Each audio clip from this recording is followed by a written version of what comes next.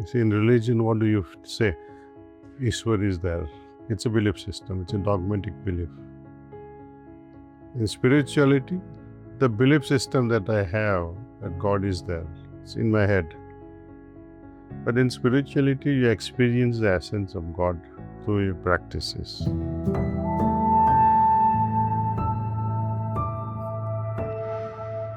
God's ultimate power is always depending on the person who is observing it. I observe the power based on my abilities. Lalaji prescribed methods based on individual's capacity, Surat Sabd, or chanting, or reciting certain Om words or any mantras.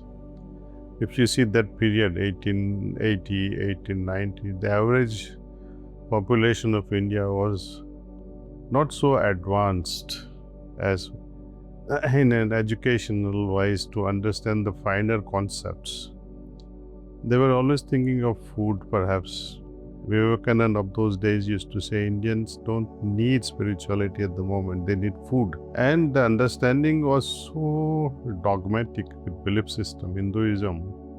Yehi karna hai, ye nahi karna hai. And based on all that, you take people from where they are and lift them up little by little, little by little. So if they say, I am doing this, okay, continue doing it. Time will come when you will mature out of it and take to a next level. Even meditation that we do you think it's going to be there forever? No. Religious practices are there, but a time comes, you move from form to formlessness. You are going from quality to beyond qualities. From religion, which is all dogmatic, belief system, externalization of worship, you enter in the field of spirituality, which is all internalization, experiencing. That also ends. You see, in religion, what do you say? Ishwar is there. It's a belief system, it's a dogmatic belief. In spirituality, the belief system that I have that God is there, it's in my head. But in spirituality, you experience the essence of God through your practices. Is one-time experience good enough? Or a month long, or 10 months, or 10-year continuous experience good enough? No, you get tired of experiencing. Because the experience is always either from the heart or from the mind. It has its own limitations. You get really tired of it actually. So if I come to your home and enjoy the hospitality, oh, he's such a person, such a generous heart, such hospitality kind of a thing. But time will come, I have to go back home, 2 months, 3 months, 3 years perhaps. Then something will happen, oh, I have to become like him. Experience was good enough, but what if I become like him? You see the difference? Okay. So becoming becomes more important than just experiencing.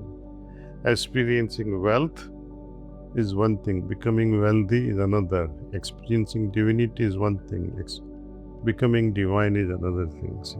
Experiencing love is one thing, becoming love is another thing. So we are moving from religion to spirituality to reality. Reality is all about becoming, but that becoming is also at an individual level, that I have become. There is ego there, see. It has to go.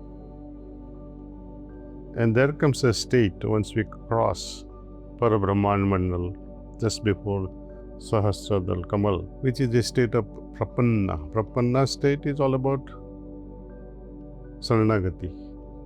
And it happens automatically. You don't have to try for it. It just naturally happens. And in this Saranagati, as we advance, there is a mixture between myself versus the Lord. There's a constant tug of war. Myself and Him, myself and Him, myself. And ultimately, if Bhakti is right, He dominates in our life. That's a state of Prabhutva, where He takes over. Right? That's a very high state, say, Prabhutva. And then too, you get fed up. In this state of Prabhutva, where only Lord remains, it is such a relief and blissful state. extreme relief, there is extreme bliss, incomparable. But then you get fed up of it also. See? Why? You move on further, going beyond bliss where there is no being there. See? No experiences. No, it's like a desert land.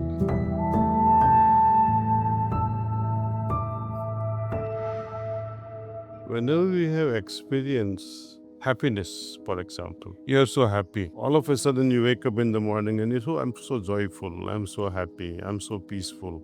Do you try to analyze why are you happy, why are you so joyful, why are you at peace? Versus, it's easy to finger point something.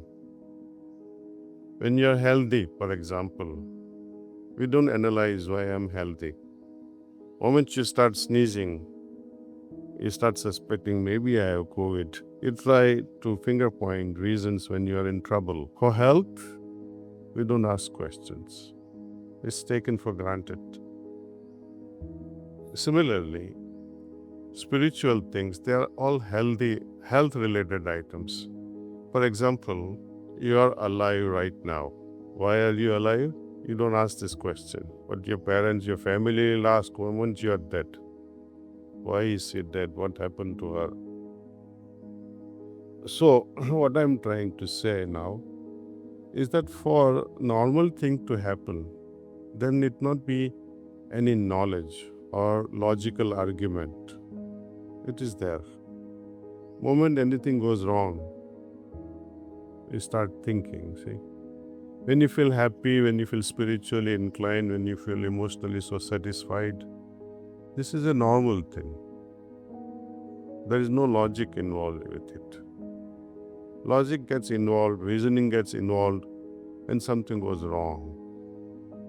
So enjoy while you are happy, while you are experiencing spiritual things, spiritual encounters. They're real. But we don't doubt them. See? What doubt comes because you have not consciously experienced that before. You might think, oh, Ambanis, they're not normal, they're abnormal. How are they abnormal? Because they have extra money. That's all. But basically, you scratch the surface, cut somebody's skin, same blood will ooze out, same cry will come. So fundamentally, we are all same. Possessions makes us different, and that's why we classify rich, poor, etc. Fundamentally, we all are backed. It's a common thing to all of us. And this life force is with us ever since our birth. And it will continue to exist with us till our last breath. That life force is in me. So that entity that gives me life, since it's within me, should I be searching for it outside myself? Can you experience this divinity in a buffalo, for example? No doubt it's there also. But wiser would be to think and try to experience divinity in myself. I cannot experience it in others because my nervous system, my five senses are not connected. I can see, but I cannot feel what others feel. When I close my eyes and pray, God, maybe you're there, maybe you're not there. I cannot say for certainty, but please let me experience your presence. I am willing to. So we begin with this hypothesis, there or not there. It's a hypothesis later on we prove as we go along with certain practices. Logic spoils everything. Suppose you are in a relationship and person comes up and you say, oh, I'm so happy. Then you start questioning, oh, are you so happy? Did you meet someone? And the arguments are, what do you mean meeting someone? And that's the end of relationship. Moment you doubt, and doubt is a product of your logic. But there is no harm in logically arguing through correct steps. Swami Vivekananda used to say, logically as well as through your heart, you can arrive at the same conclusions. provided you use the right logic. Once you use negative logic, you will fail and spoil all sorts of relationships or growth, personal growth.